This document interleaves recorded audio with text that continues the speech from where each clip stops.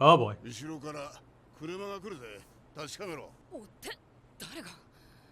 Ah. Time to use it. He's quick. He's quick.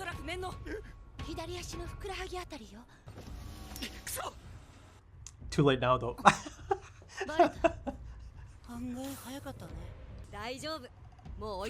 This guy. Nobunaga. Hey, that's him.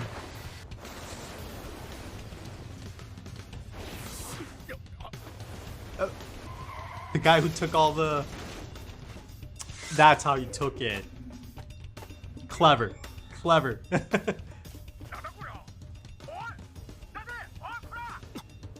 Nope, they got out. Nobunaga got caught up though. Love this theme, man.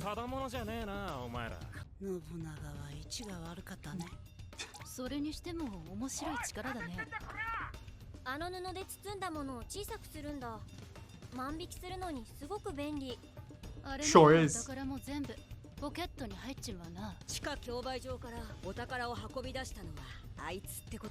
The owl. Ooh, okay, yeah. It's time. Ooh.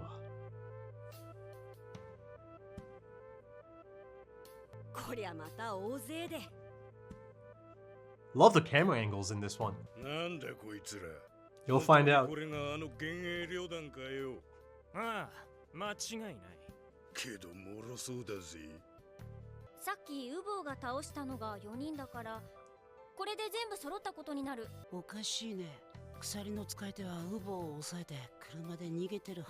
Yeah, okay. Someone else.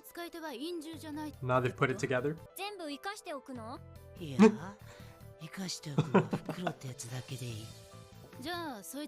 Imagine listening to this conversation. Yeah. Shalnark.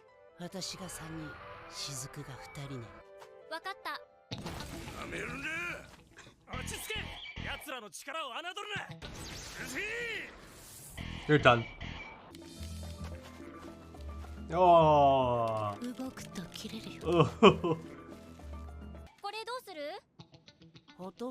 Yeah.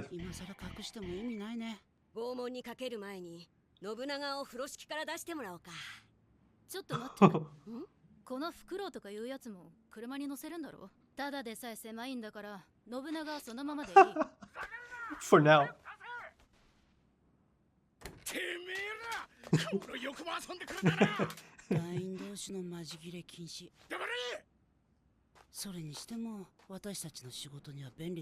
Yeah.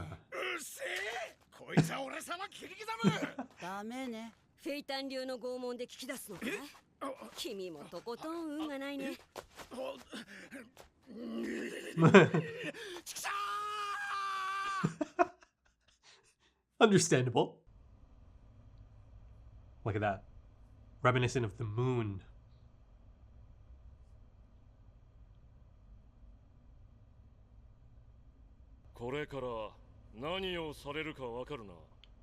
Careful though, careful.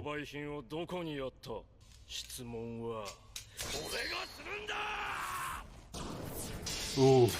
Oh. Yeah.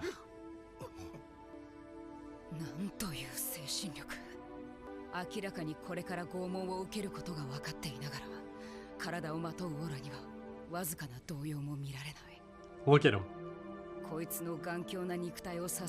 Rock solid spirit. Sounds about right for him.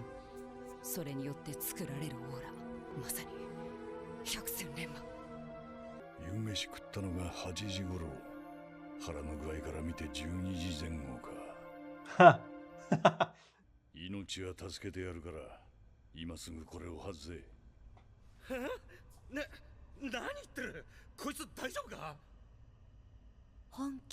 Oh.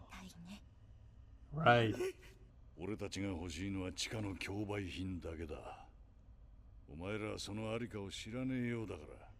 Look at this. Go on, Melody, yeah. Tell us.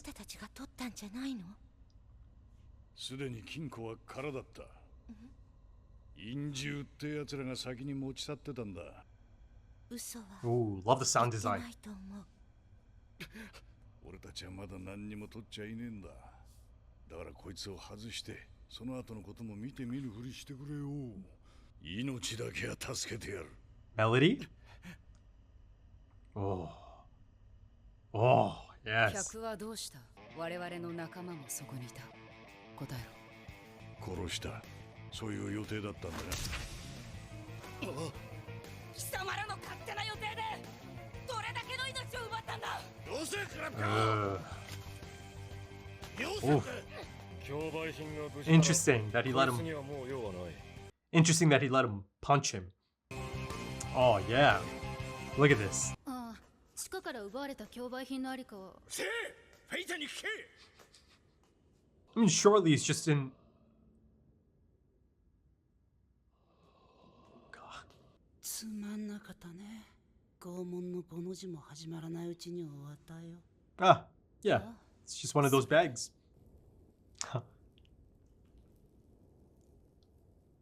あ、そうだ。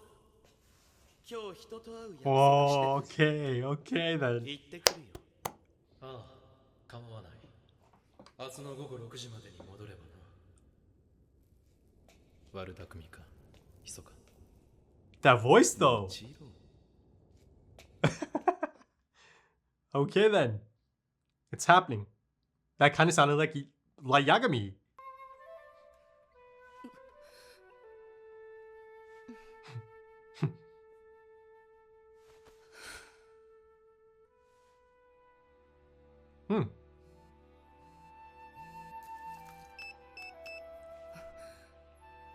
Ah, 約束通り、例の場所で。 I got my answer. It didn't happen off screen. And it makes sense. He didn't know anything about the Phantom Troupe. Kurapika, that is. Like, he had no insight at all. Until he saw the tattoo.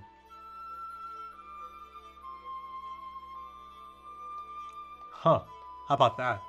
コミュニティの連絡係の部屋を突き止めたってさ。競売を襲った族の一人を捕まえたので、 Uh-oh. 私したい。 Uh-oh. Careful. か。で、お前らのいる場所は。 Ah. よし、わかった。 I was just gonna say careful. 早く来てくれ。ああ、腕の立つ連中を連れて行く。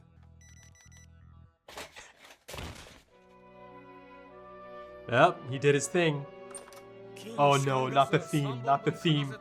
しばらくするとコミュニティの連中が来る。それまでは俺が見てるから、皆は少し休んでおけ。 Huh.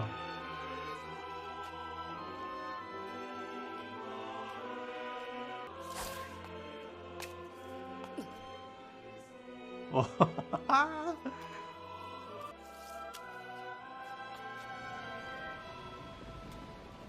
インは使っていないようだな。安心しなよ。今君とやる気はない。 Interesting. 無駄話はしたくない。 He wanted to make that 早 clear. 速、お前たちのことを聞かせてもらおう。僕は無駄話も好きだけど、メンバーは突然入れ替わることが。 入団志望者が財団員を倒せば交代。それ以外で欠員が出ると団長がメンバーを補充する。活動は主に盗みと殺しで、たまに慈善活動もする。そこまでは知っている。僕も 2,3 年くらい前に4番の男と交代で入った団長と戦うこと。強いからさ。 That's just how Hisoka is. 自分の強さを試したいということか。ゾクゾクするんだよ。団長と戦うことを想像すると。でもなかなか達成できなくて、Yeah, yeah. ガードが硬いんだ。常に最低2人は団長のそばにいる。 They've made that clear. そしてひとたび仕事が終わると姿を消して手がかりすらつかめなくなる。そこでお互いへの結論だが、一人では目的達成が困難。 Ah, there's the team up. It's happening. 何が言いたい？団員の能力を教えようか。僕が知っているのは7人だけだがね。僕と組まないか。 Oh, I love this. No, no, no, no, no. おう、地下の2階だ。 He just gave it all up, man. Just like that.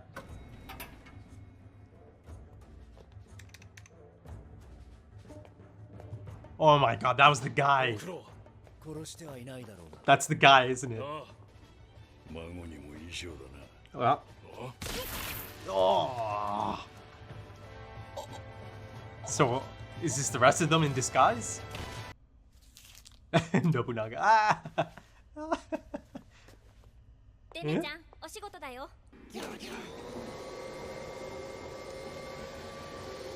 Time to get him the beer he はい、 needs. おしまい。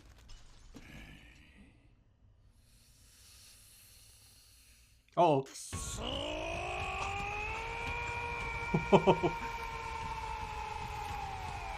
Please get out of here. Melody, get out. あの鎖使い、必ず借りは返すぜ。 みんな起きて。もう帰るぜ。目的は達した。 臨終も始末したし。 They're so damn cool. お宝 So も手 cool. に入れたしね。 Ooh. 団長に伝えてくれ。 He's going solo. 俺は鎖野郎 This と could play into 剣をつけるまで Kurapika's は hands. 帰れねえとな。 This is exactly the thing he needs. ルボーギンは再び矢に放たれた密かに手を組まないかと誘われたクラピカはまだそれを知らない。 Oh, great episode. Okay, yeah. I mean, the Yorknew arc is really coming together, isn't it? So far it's been really, really quite enjoyable. And I'm hoping for quite the extended arc. I hope this is a long one, right? And it certainly has elements of an arc that needs to be a long one, that could be and maybe should be a long one. I mean, of course, by the end of this episode, the Phantom Troupe has all that merchandise, right? They have it. And again, that's just day one. That's from day one, right? And as the chief told Hisoka, as long as you're back by 6 p.m. tomorrow, you're good. And I really like that scene. The chief and Hisoka, right? You see, right then and there, even though it's a quick scene and a quick exchange, you just see that both of them, they pretty much have a solid understanding for each other, right? Or each other's character, and each other's motives, right? I think Hisoka knows. Hisoka knows that the chief essentially has this read on him. To me, the tone of that exchange really kind of felt like there is an understanding there. And of course, Pokunara is right there, right? Alongside a couple of others, as Hisoka specifies to Kurapika, right? At the meeting spot. I finally got it. It didn't happen off screen. It didn't do the whole, it happened off screen.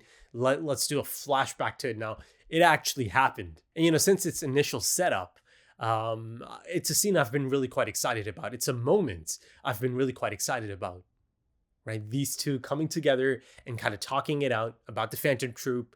There's a bit of that. But the thing is, a lot of it, or at least at first, it's stuff that Kurapika also knows. He has this base level understanding of the Phantom Troupe. And, earlier I said, or at one point of the episode, I said, right before the scene, I said, Kurapika didn't seem to have any insight on the Phantom Troupe. I meant that in the sense of their abilities, right? And, group dynamics. But the key here is to potentially gain a bit more insight in terms of the inner workings, right? There's debating stages of that at least, because Hisoka does begin to give him some of that new information. And then for us audience as well, right? One of the new things that's confirmed here is that if you beat one of the members of the Phantom Troupe, or, defeat or kill, I suppose, you can take that spot, right? There's some, interesting connotations, because by the end of this episode, there's a setup there for Kurapika's first proper, fight against a Phantom Troupe member. It's on the horizon at this point, right? Perhaps in the next few episodes, even Uvo against Kurapika, right? And at this point, I do believe that Kurapika does have a decent amount of insight on Uvo, right? How he functions, his abilities, that it's essentially quite the task on his hands, once he does kind of go up against him. But, like I said, it is going to play into Kurapika's hands a bit, because now you see that Uvo is essentially about to go solo, right? He tells the other members, let the chief know, let the boss know that, I'll join up once I take care of this, right? So he's got tunnel vision at this point, right? And this gives Kurapika a chance to be one-on-one, right? No outside interference. So yeah, there's a few things that are playing into Kurapika's hands. That being said, listen, it's still Uvo. I've seen the things this man can do. So, it's still not a case of, okay, Kurapika is perfectly placed here to take him out or anything. Any possible encounter in the next few episodes is still about to be really, really quite intense, really quite challenging from Kurapika's perspective. And he has to be really, really damn careful, right? I think realistically speaking, he is going to be taking a bit of punishment. But going back to my initial point, he has a lot of insight at this point, right? And Kurapika's intelligent. He's one of the most intelligent of the series so far. And I get to see another really intelligent fellow, Shalnark. I mean, I've seen it maybe for a few episodes now, right? That he's read up. He seems to be the brains, or one of the brains of the Phantom Troupe, alongside the boss himself as well. And I get to see his manipulator abilities on display. Though I've got to admit that it's a little bit jarring, isn't it, to see the remote control aspect of it, that he is initiating, or, the input itself is going through the remote control in terms of his manipulation abilities. And you see that the pin on the back of the neck is actually integral to his manipulation tactics or his abilities, right? So, that in itself also makes you think about other manipulators, right?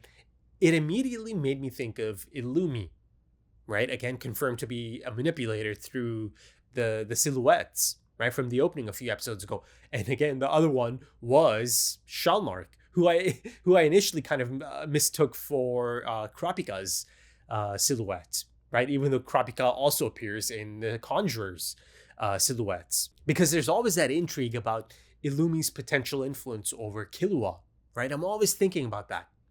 Back in the final phase of the Hunter exam. At least, the one that's on paper, before, it's confirmed that Nen, or learning Nen, the basic principles of Nen, is also a part of the exam.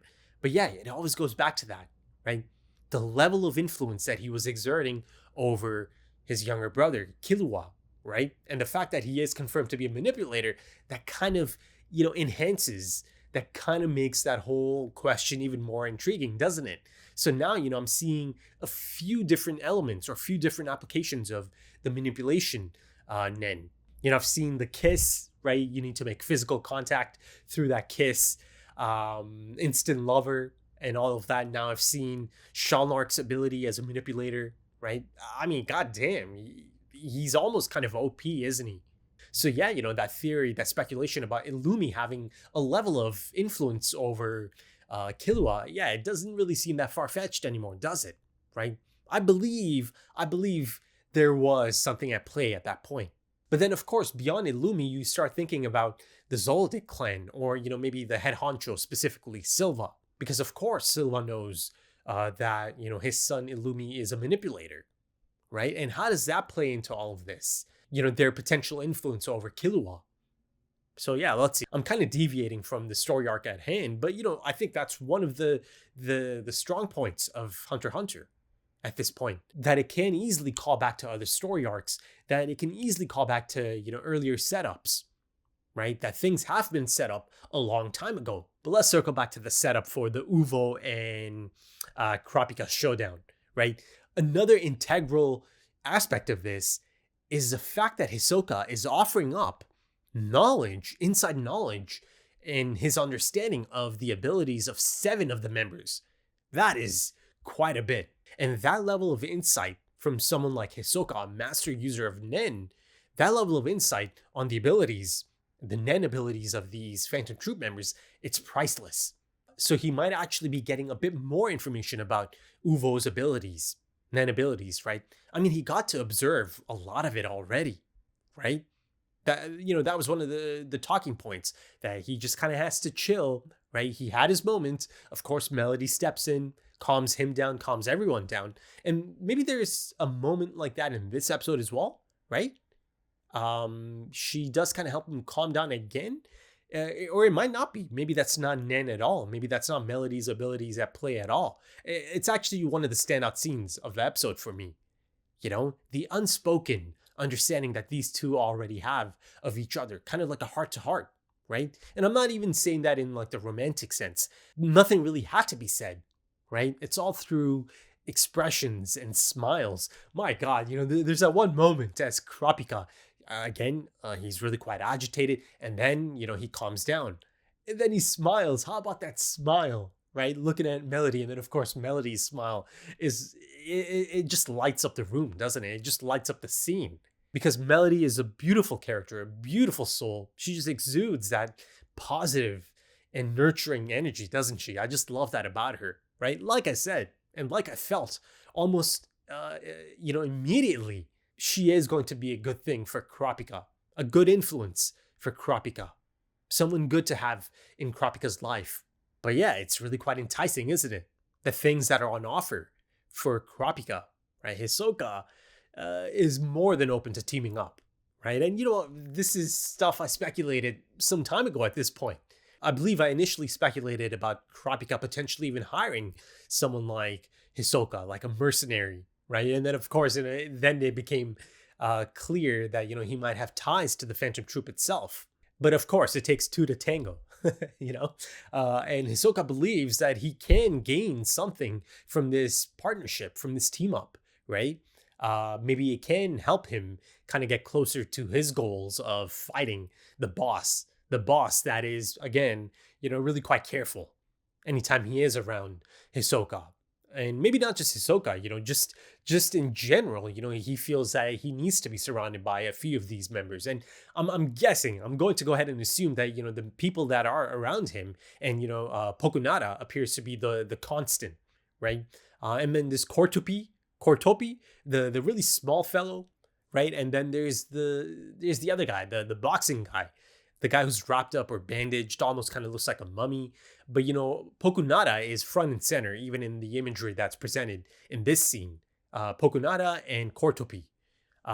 So I'm going to go ahead and assume that, these are maybe Nen abilities, members of the Phantom Troupe, that Hisoka is not able to have an understanding for just yet. Or at least they're Nen abilities, right? Or, I mean, in addition to that, of course, these are abilities that maybe the boss feels are a decent counter against someone like Hisoka, or his abilities, things like bungee gum, right? Nobunaga, a few episodes ago, straight up just mentioned that, that is something really tough to counter. It's open knowledge, right? It's an understanding that, okay, even though most of them, a majority of them, don't really trust Hisoka, right? They don't really care for him much. They understand that, this is not some pushover either. He's just not. So, I'm sure the boss has kind of handpicked a few of them. Again, Pokunara comes to mind almost immediately. Maybe their abilities are suited for someone like Bungee Gum, something like Bungee Gum, alongside his own abilities, of course. Again, it's been essentially all but confirmed that he is the other specialist. Again, I was given the silhouette a few episodes ago alongside Neon as the specialist. So yeah, that right there, that still remains to be something really quite exciting on the horizon, to get to see the boss in the field, right? To get to see his Nen abilities in the field as a specialist. Yeah, I'm sure it's going to be something really quite special, right? And yeah, again, it's just the beginning stages of the iconic, the infamous Yorknew auctions, day one. So I'm sure I'll get to see him in the field doing his thing at some point. But speaking on the importance of gaining insight about a Nen user's abilities, especially people as formidable as a Phantom Troupe as well, you've got Kurapika, who is perfectly situated at the moment in terms of his own Nen abilities, right? He's got people thinking he's a manipulator, right? He's got those chains out, and that is such a clutch misdirect. That is such a clutch play on his end, isn't it? Because at this point, even a Phantom Troupe member has come across his chains, right? And he has also seen those chains just be out and about at all times. Unless, of course, there's a bit of a twist. And, Uvo, who's not, like I said earlier, he's not just a brute. Yes, he's got those elements. Those elements are certainly there. But he's more than that as well. It's perfectly showcased in that interrogation scene. Whose interrogation was it, though? Was it Uvo's, or was it him interrogating all of them, right? Kurapika's group. And of course, the late leader. And of course, it was a little bit sad to see him die, right? I knew the moment he gave up that location, he's about to get executed. And, the thing is, earlier, or at least in his initial appearance, he just appeared to be this, asshole, right? Really unlikable. But as the episodes have gone on, he's kind of become likable, right? He's competent, or he was competent, and he certainly had quite the professional understanding and relationship with I suppose the boss's daughter, or again, even Neon's been called the boss at one point, but that's done. That's gone, right? That presence is no more. So yeah, that opens up the potential for a new dynamic. Right? You need a new leader. You need someone to step in at this point. So let's see, who's about to take that responsibility. Could be Melody, right? Could be Kurapika. I could see either one of them maybe stepping up in this situation, right? If need be, because she's still here, Neon is still here. And, the person that had the closest connection and rapport with her is gone. Right, he got executed in brutal fashion as Finks showcases his abilities as well. Finks is the one that was the easiest to clock, even in disguise, right? But yeah, Uvo's right. He cleans up nicely. He does. Listen, the black suit, that look is always just classic. It's suave. It's really, really attractive as well, regardless of gender. All of them look so damn good in those suits. But yeah, much like Phaeton and much like Killua, he did the hand thing. But now it's beginning to feel like, okay, that whole technique that Killua initially kind of uses, maybe it's not unique to just the Zoldycks or Killua. Maybe it is just this really popular and effective assassination technique that many of them utilize, right? Really quite effectively as well. I love the hat that he puts on, though. Really interesting design. But yeah, the moment that theme starts playing, the man's in trouble. The man's a goner. And I'm speaking of the Phantom Troupe theme kicking in. And of course, like I touched up on earlier, Sharlark, he did his thing. He gained control of comms and all of that. And yeah, they're in really quite effortlessly, really, right? Really quite efficient, in and out. They don't linger. They know, they're really quite pragmatic, the Phantom Troupe as a group. Though, of course, Uvo does kind of branch out. But yeah, at this point, I'd say Kurapika is in a decent position. In a potential showdown. I mean, it's more than a potential showdown, right? It's happening. It's coming up, isn't it? He knows more about Uvo at this point than Uvo knows about him, about Kurapika. And that could prove to be the cutting edge, the crucial component of this showdown, right? Kurapika knows about Uvo's nen abilities and his style, his fighting style, and his approach, and all of that. He has no idea that Kurapika is a conjurer, and these chains have been conjured, rather than just chains that are being manipulated, right? As he is trying to kind of present to these people, to everyone, really.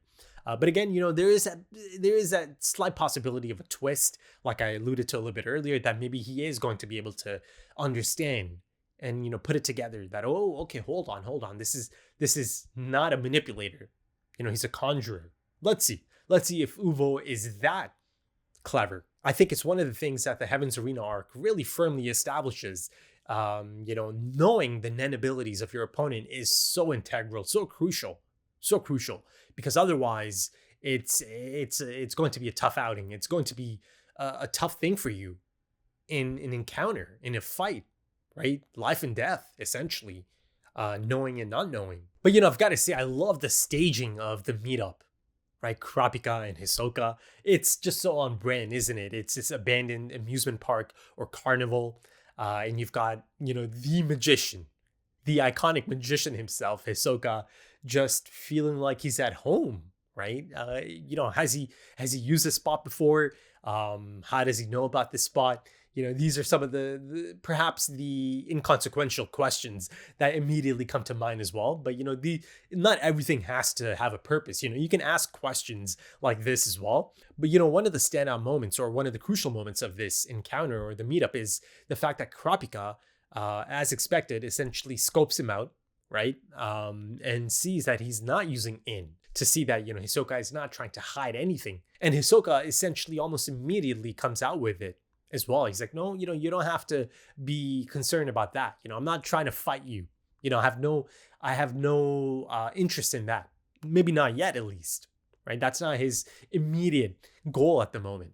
And then, of course, in terms of the team up, you have to look at the possibilities of it, right? You scratch my back, I scratch your back type thing. You know, is it literally, you know, them potentially teaming up and fighting, you know, back to back, side by side against the Phantom Troupe as well at some point? You know, not that, you know, they'd be able to take on the Phantom Troupe even as a duo, right? I think that they'd be handled. But, you know, the possibility of a 2-on-1 or a 2-on-2, I don't know, it could be interesting. But again, you know, a team up doesn't mean that it has to be a physical team up, that it has to be a beat 'em up type team up, right? There's a lot of things that maybe they can gain from a team up. I mean, there's a lot to gain for Kurapika for sure, right? The more interesting aspect of this is, you know, what exactly is Hisoka going to gain from this team up? And maybe it's a little bit off topic, and I'm not sure if it's even going to go there, but it could be interesting to get Hisoka's take on the chains and see if maybe Hisoka could figure it out. That no, he's not a manipulator, he's a conjurer. Maybe, I don't know. Let's see if it ever kind of gets to that point. You know, Hisoka might get to see Kurapika's chains in action at some point, right? There could be a situation. But also, that being said, you know, let's kind of ask the question, you know, chain jail. What if he was to use those against Hisoka, right? I mean, you know, maybe at one point he thought maybe he might need to use them. But then it became clear, and Hisoka himself also clarifies, no, you don't have to, you know, no, I'm not here to, you know, do anything to you. But if he was to use them on Hisoka, right, believing that, yeah, Hisoka is a member of the Phantom Troupe, because Hisoka didn't tell Kurapika anything about just kind of passing off as a member, right?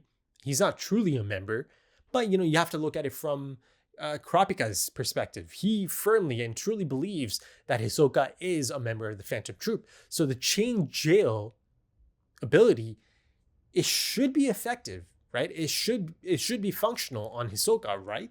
Or actually, let's look at the other perspective, the conditional aspect of it, right? The self-imposed restriction aspect of it, right? If I use it on anyone other than the Phantom Troupe member, you know, I'm going to die on the spot.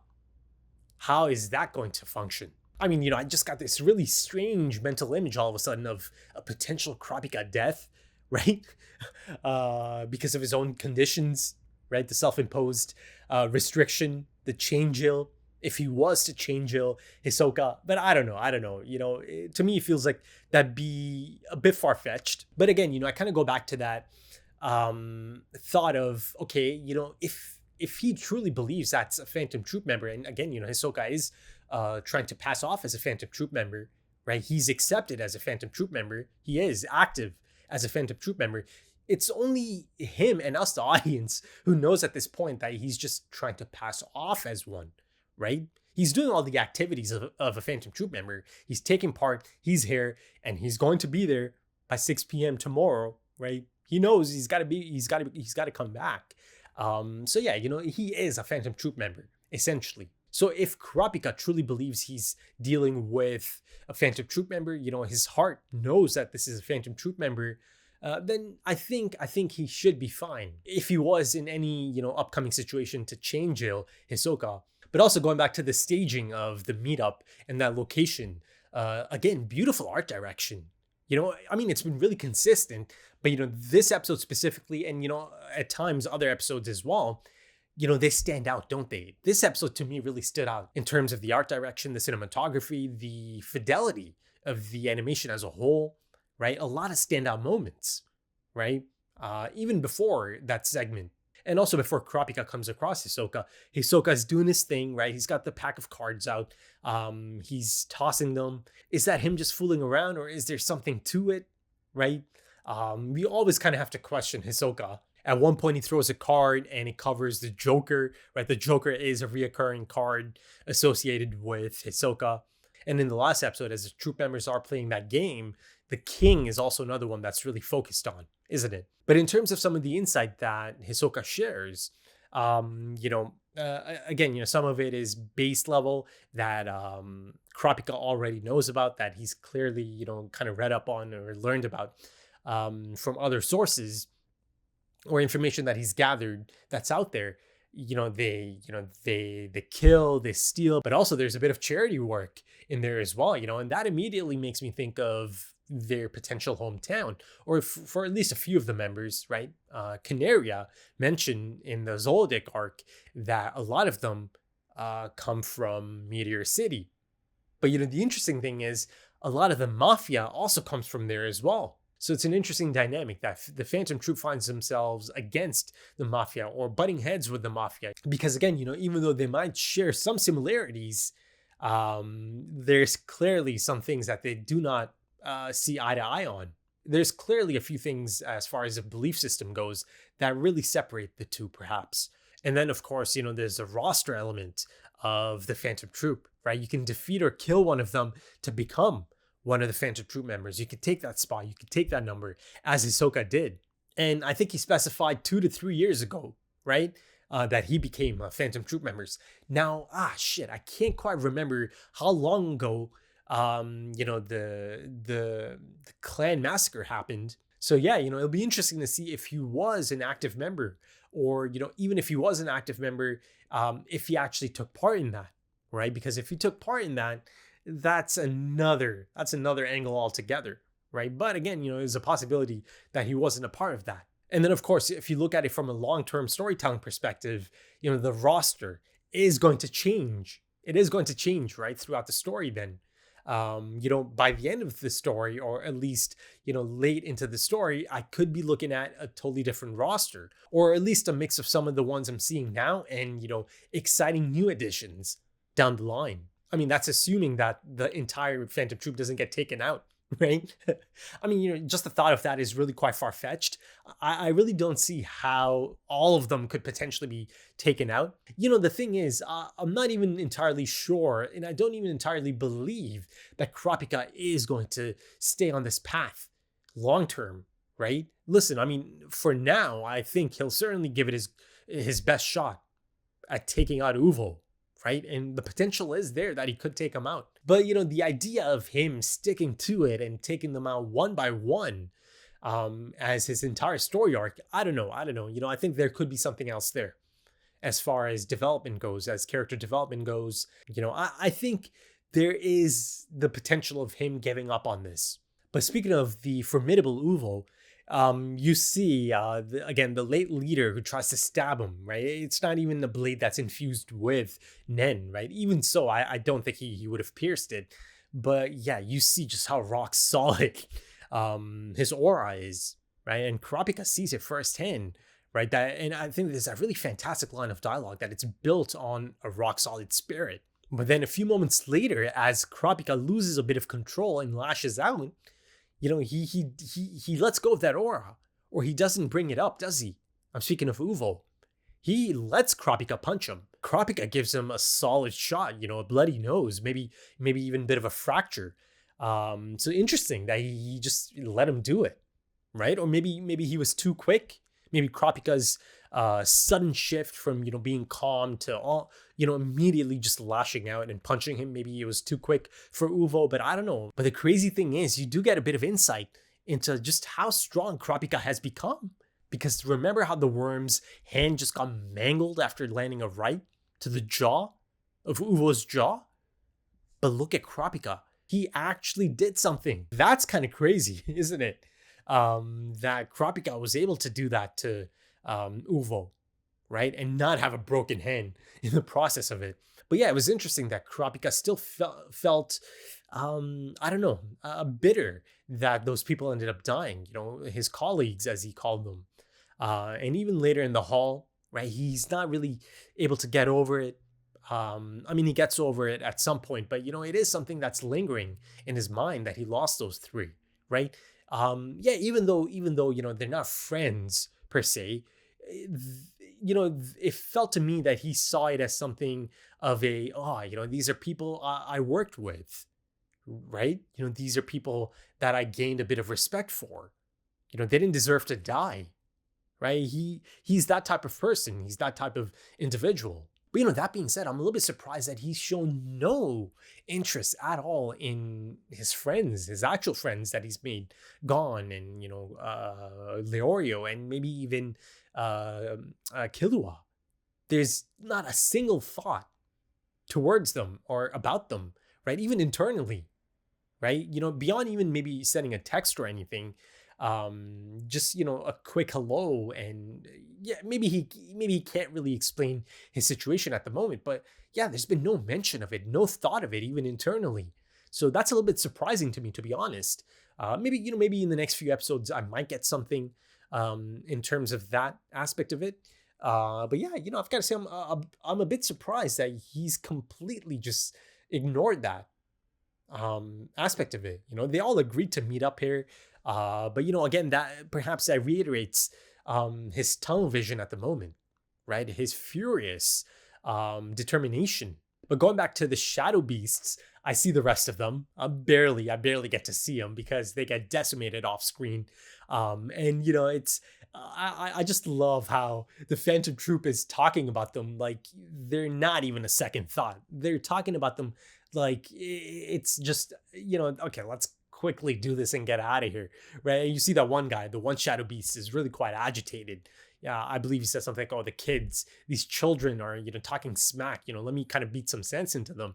It's nothing to them. These shadow beasts are nothing, and that's insane because the shadow beasts are not just nothing. They're not pushovers. They're not meant to be pushovers, at least, right? These are the best of the best that the 10 Dons have at their disposal.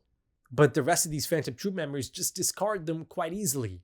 And there's some interesting designs there, but again, I don't really get to see much in terms of Nen abilities other than the Owl, who I've known about for a few episodes now, right? He's the one who takes the merchandise, and he's a conjurer, essentially, much like Kurapika and Shizuku, right? The cloth, fun something.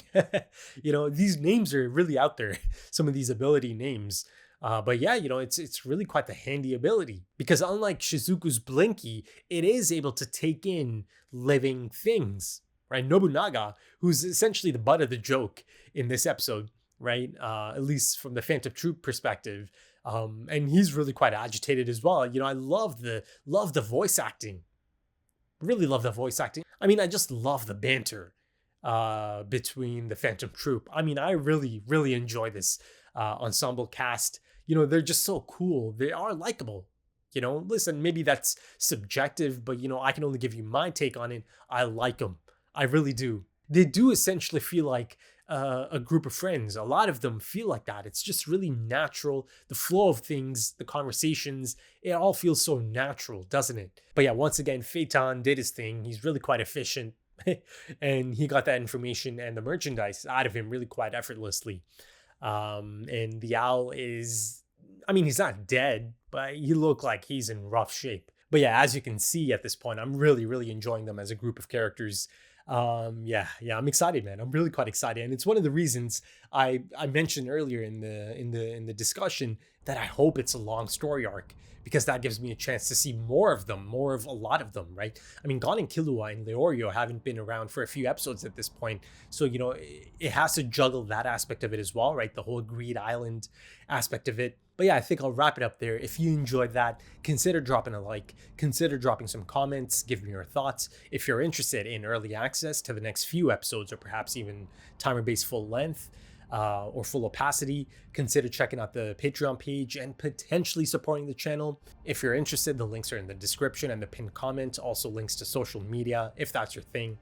Right then, thank you so much for joining me, folks, and thank you for your time, because time is precious. It really is. And I do hope to see you again soon for the next one. Until then, take it easy.